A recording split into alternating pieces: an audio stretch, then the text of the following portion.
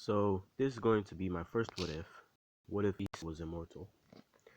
And this is going to be my my fifth try at this what if.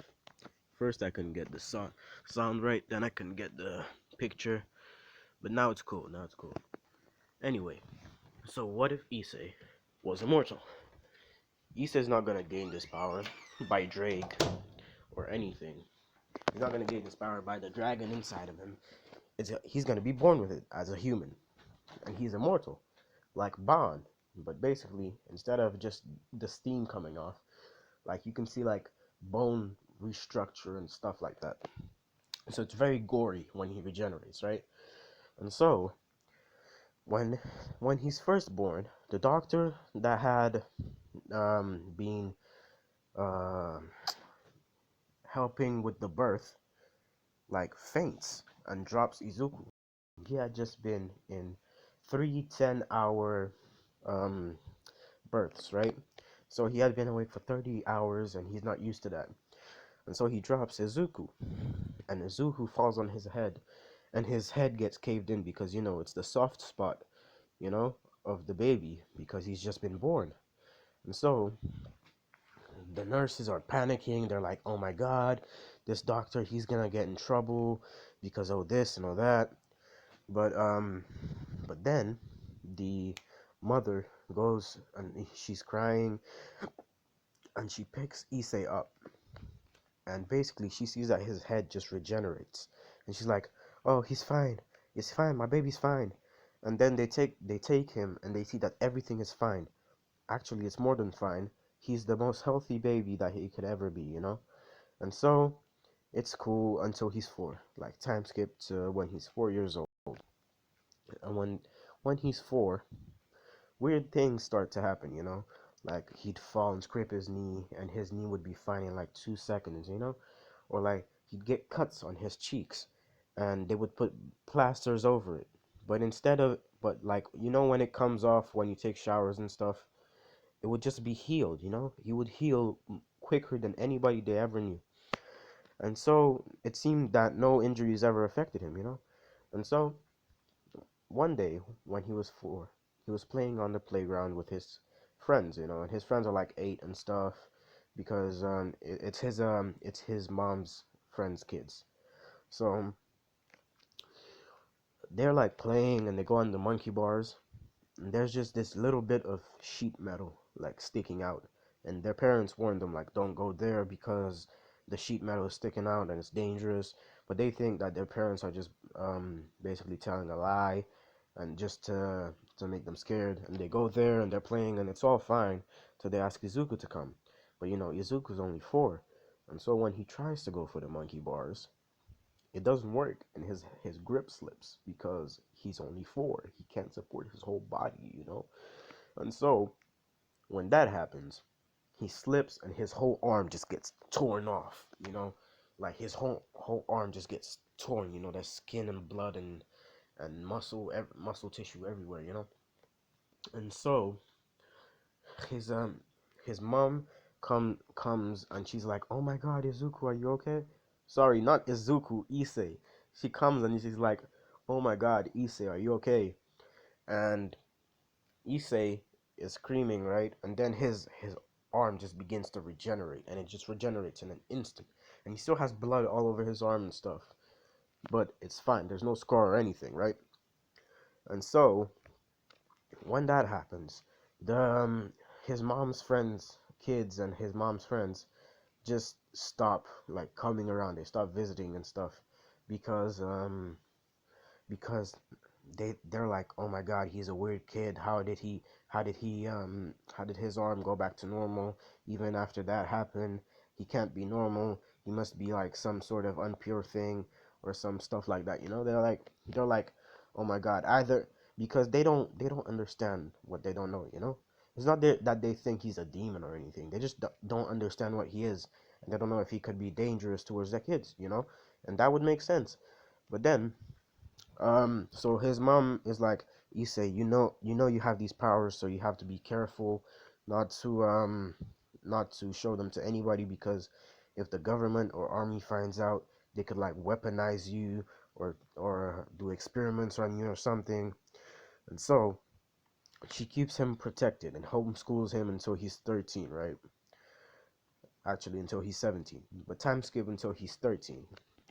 So when he is 13, Issei is walking home when he gets attacked, right? He gets slashed in his back. And when he gets slashed, he turns around only to see that it's a demon. But he doesn't know what a demon is. It's just a person with horns. So he thinks it's like a cosplayer or something. He's like, bro, that's not cool. Um, I don't know who you think you are, but like I'm just trying to go home. I don't want any trouble. And the guy's like, who do I think I am? I'm a demon. And he's like, bro, you've been watching too much anime. And it's just a whole back and forth of Issei thinking it's banter, because the demon didn't even slash him that hard, and he can't feel it because he's immortal, so it just healed up. So he's like, bro, you could have really hurt me, don't ever do that again. And he tries to walk away again, and the demon really tries this time and just claws out his heart. And then his heart instantly regenerates. He's like, yo, what the hell are you doing, bro? Like, he says, what the hell are you doing, man? Like, you could have killed me. And he's like, that, and the demon's like, that should have killed you. What are you? You're not an angel or a fallen angel. You're definitely not a demon, and you're clearly not a human. Humans can't survive their heart being clawed out. And then he's like, bro, you're making me scared. Like, stop before I call the police. And then the demon's like, call the police. Do you not notice? We're in a parallel dimension. But Issei is filtering out all of this, what he perceives as garbage, even though it's the real reality. And he's like, bro, you're watching too much of that anime, man. You're gonna get somebody hurt. And then he's like, yeah, you. And then he starts chasing Issei. And Issei's just running. And then they get to his backyard, right? And then the demon gets fed up and he just like punches Issei away. And Issei's face gets like fully mumbled up, like half of his face looks like it's melted because he put like some fire into his fist and just punched Issei, right? And so like while Issei's face is like melted and it's regenerating, right?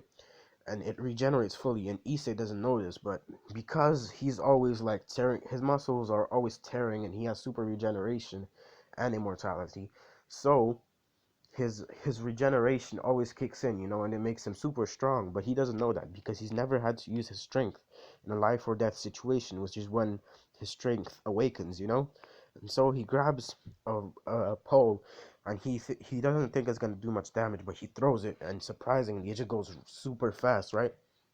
And it strikes the demon in the heart. The demon could have caught it, but it was like unexpected, so it just pierces him through the heart.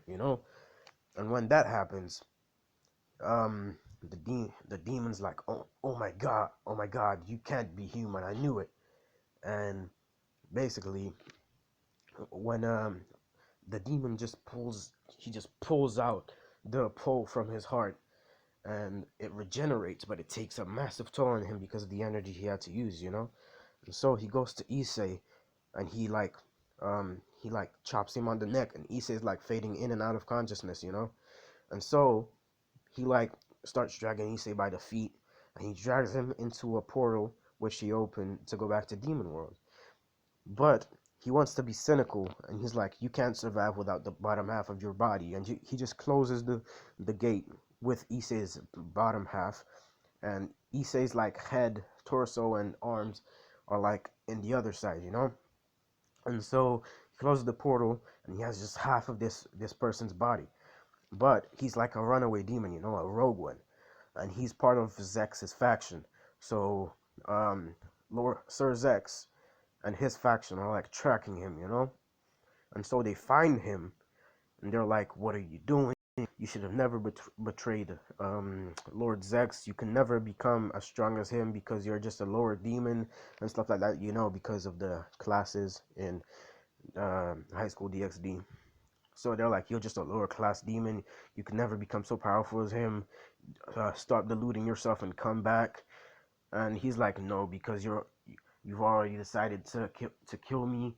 I'm not gonna face trial or anything. And then he starts fighting them, but like I said, he's already drained, and he's a low class demon. So he gets beat. He gets the living crap beat the hell out of him. And so Like with his dying breath, he's like, I want some human blood before I die. And he grabs the body part and he squeezes out a little bit of human blood, and basically it drops on his mouth, and he just heals immediately. And so as he's healing, he's also like getting stronger, you know. And so they have to act. And so Sir Zex is like, okay, I'll deal with it myself because he doesn't like his subordinates getting hurt. And he goes and he sees that he's healing himself with the human's blood, and he just uses Hakai, like that ball of destruction that he uses in the third season. He goes Hakai. I'm kidding. He just uses the ball of destruction, disintegrates him. But he's curious about the lower half of what seems to be a human, and he takes it to his castle, and he keeps like keeps performing like experiments on it, like cutting himself and like drinking the blood and seeing if it works. And he tries it on different species as well, like dragons and stuff. Like he hurts them and then he like beats them in fights, and then he gives them the blood to see if it works on all species, which it does. And he's like fascinating. And then he like expunges the rest of the blood and puts it into like vials, right? And then he gives like, I'm gonna say 10 vials to Rias and her Parage for any like tight spots. If they're ever like on the verge of death or something, they can like use it to become stronger while healing them. And then he keeps like 15 other vials for himself. But then back to the human world, Issei wakes up in on the normal world, and his bottom half was gone, and he sees his legs just regenerating, and they just regenerate like in a second, and basically his bone and then his muscle, his fat caps, his skin, and then his hair just regenerate out of nowhere. And then because he's in the normal world, he just rushes into his house and he's like, "Mom, Dad," and he's crying like a lot, and they're like, "What happened? Why are you naked?" And he's like, I got attacked by this psycho, and he was really fast and strong, and he like ripped off like half of my body, and he took it, and I don't know where he is. And they're like, "Oh my God, we can't tell the police this because they wouldn't believe us. So we have to move houses, because if they know they know where we live, and they know like your ability, they're gonna come after you for and take advantage of you." So basically, they moved to the town that they moved to in the original anime. The town where Rias is at. They moved to that town. So basically, they're like they homeschool Issei until he's like 16, 17, wherever age he is at the start of the anime, and then they let him go to school. Because they're scared of what might happen. But now Issei's like 17 and stuff, and he's like really muscular because he's like because of his healing abilities, because of his regeneration, he doesn't even have to do that much. Just like a few push-ups a day, and he's like buff.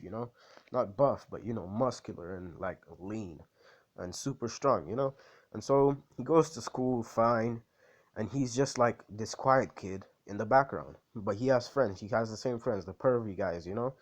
But he's not a pervert himself because his mom always taught him to like stay out of the spotlight, because if they catch you using your powers, they're gonna be freaked out, and people don't know what to do when they're scared, and they might do something really stupid. And so he stays out of the spotlight. And even though he could shatter every single world record ever, he doesn't. He does the bare minimum just to get by. And his teachers realize that, except for his grades. His grades are like top class, because his mom is like, you it doesn't matter about your physical abilities, but your mental capabilities. I know you can do better than just an average person. So you go be the smartest person in the world if you want to just be something successful.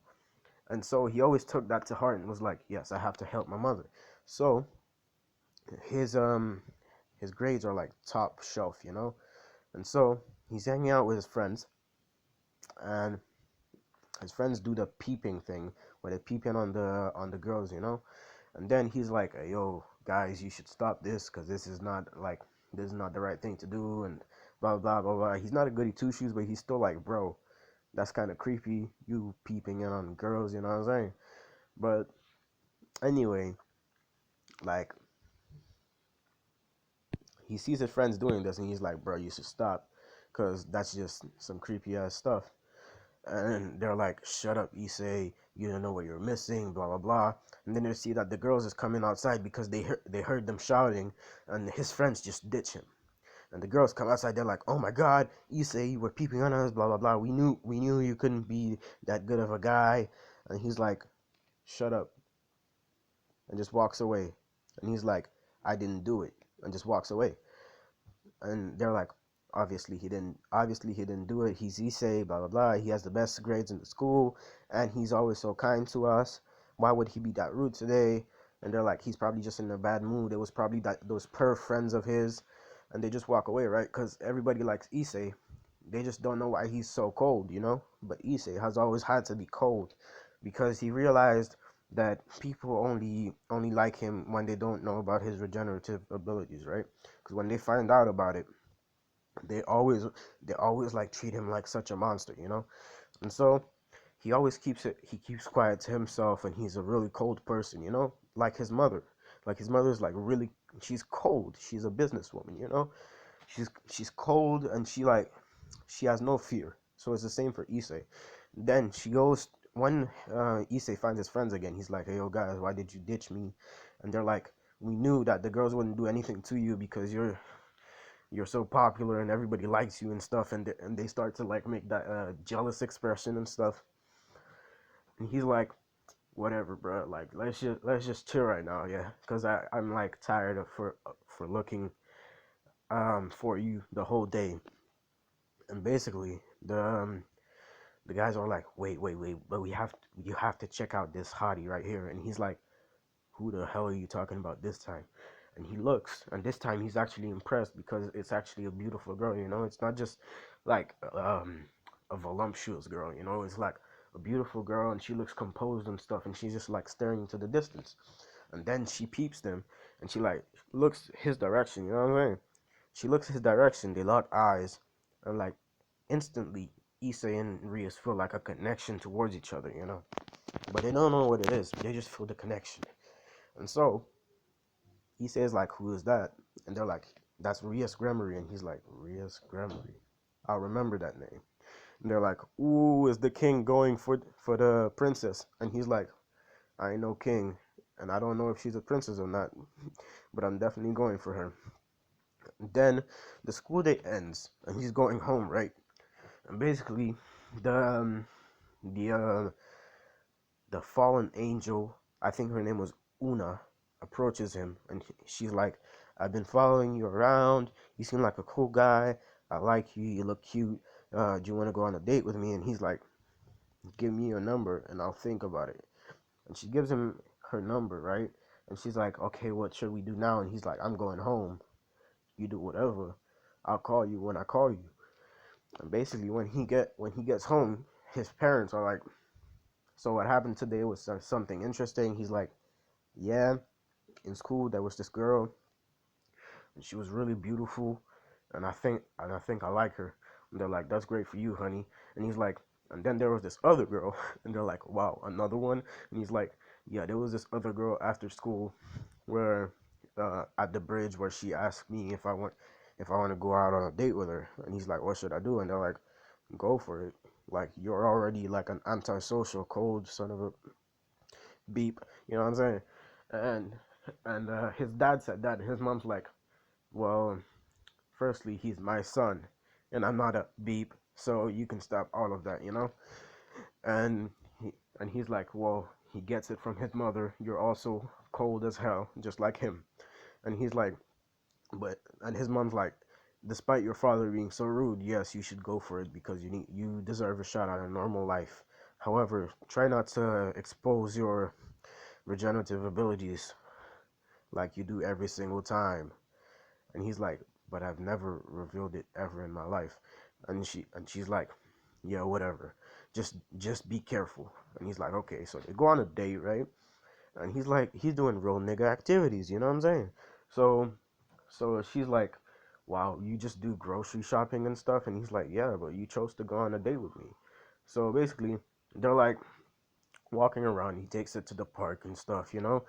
They're riding the rides at the amusement park and stuff. And then they go to the normal park, and they just see kids like playing, right? And he's like, wow, they all have a normal childhood. I wish I had that. Because he's starting to open up to her just a little bit, just a little bit. And she's like, "Oh, what happened?" And he's like, "Just I have a specific medical condition that doesn't allow me to have a normal childhood. Uh, that doesn't allow me to have a normal childhood." And in his head, he's like, "I'm lying, but technically that is right." And so they finally go to the fountain, and Una actually started to like him a little bit, but she still has to complete her mission. He's the Red Dragon Emperor. She still has to complete her mission. So she's like, Issei, it was a very good date, but can you do one more thing for me? And he's like, what is it? And she's like, die for me. And he's like, what in the actual hell did you just say to me? And she's like, will you die for me? And then she transforms into the fallen angel, and she's sexy as hell. So he's like, yo, that's sexy. And he's like, what the fuck? And he's just like, what the hell is that? And basically, Una's like, I'm a fallen angel, but that won't. But you don't need to know that because it won't matter for much longer since you're gonna die. And then she makes this huge, like, light lance, light spear or something, and just throws it at his heart. And it pierces straight through his heart, and it's burning him. Not as much as if he was a devil, but it's burning him. And then he's like, "Oh my god!" And he just barfs up mad blood. And it gets on the magic spell um circle thing, the spell circle that Rias's familiar gave him, which still happened. And so when the blood gets there, he's like crimson, just like her hair. I wish I could see that face again one more time before I die, because he doesn't know he's immortal yet. And basically thinking of Rias like he was doing it in the original one, where he was thinking of her before he dies. Rias comes in, and she thinks he's about to die, and then Una sees her, but Rias doesn't see Una, and Una just like disappears, and she's like fallen angel, and she's like, so you had your eyes on the same prize as I did. You'll have to pay for that. And basically, when Rias sees the light spear disappear, and then um, Issei's heart just heals back up. And when it heals back up, she's like, "What the hell is this?" Because like Issei is supposed to be just a normal person with the boosted gear. And then the whole heart just heals. And it looks the same as when she drinks like the magic potion quotes that her brother gave her. And so she goes to his blood, and she cuts herself and she drinks the blood, and it does the same thing, and she's like, "Oh my god, I just found a treasure." And she's like, "I have to go tell my brother and ask him if it's blood that I've been drinking this whole time, and tell him that I found somebody with the same regenerative abilities." And so and then when and I forgot to say, when the light spirit disappeared, Issei passed out because of all the stress. And so she takes his like passed out body, unconscious body, to his home. And when she takes him to his home, like he wakes up like in the bed with her undressed and him undressed. And he's like, "Oh my god, did I smash last night?" And he's like, "No, that can't be because my parents wouldn't allow me to." And they watch him like a hawk. Like they never let him bring anybody home, because at home is when he's more comfortable, so he could like slip and tell them information about his what they say is classified ability, which is only classified to their family. But so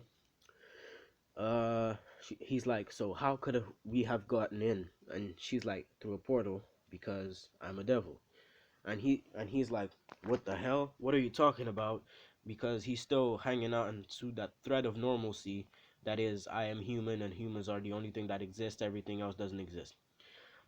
And so And she's like, I'm a devil, and you are now part of my parage, or my you are my pawn.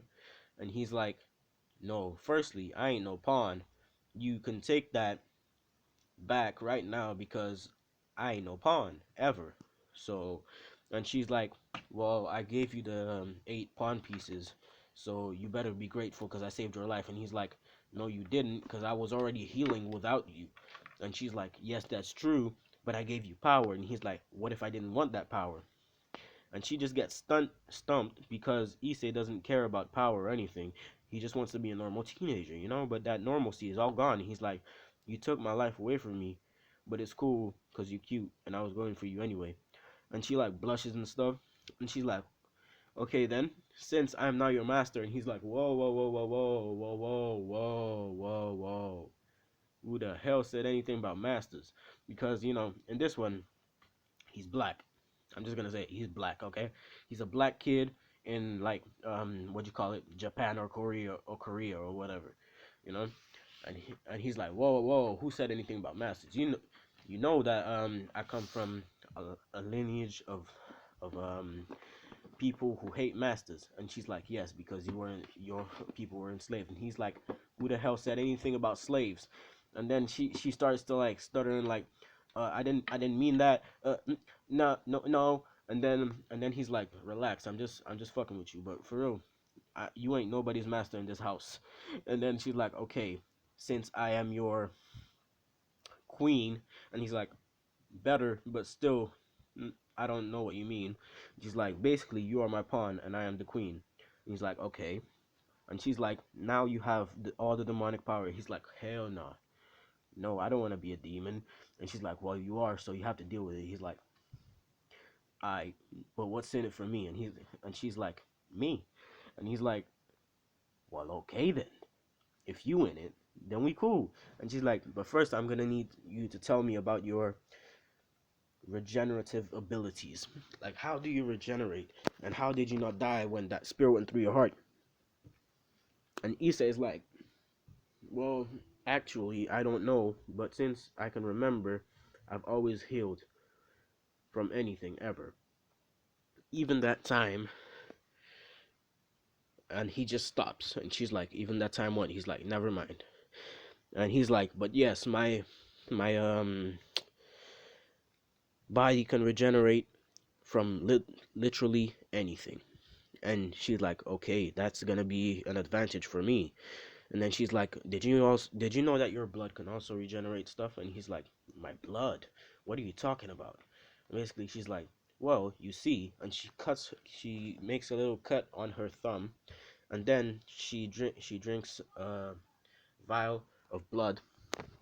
And she's like, see, it's all gone. And he's like, how did you get my blood? And she's like, you got stabbed in the heart, so I just collected whatever was like on you. And he's like, okay, that makes sense. And so she's like, well, now you're part of my parage, so when we go to school I have to introduce you to the gang. So the next day they go to school, and she takes him to the occult research club.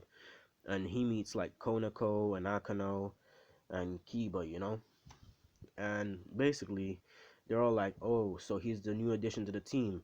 And she's like, yes.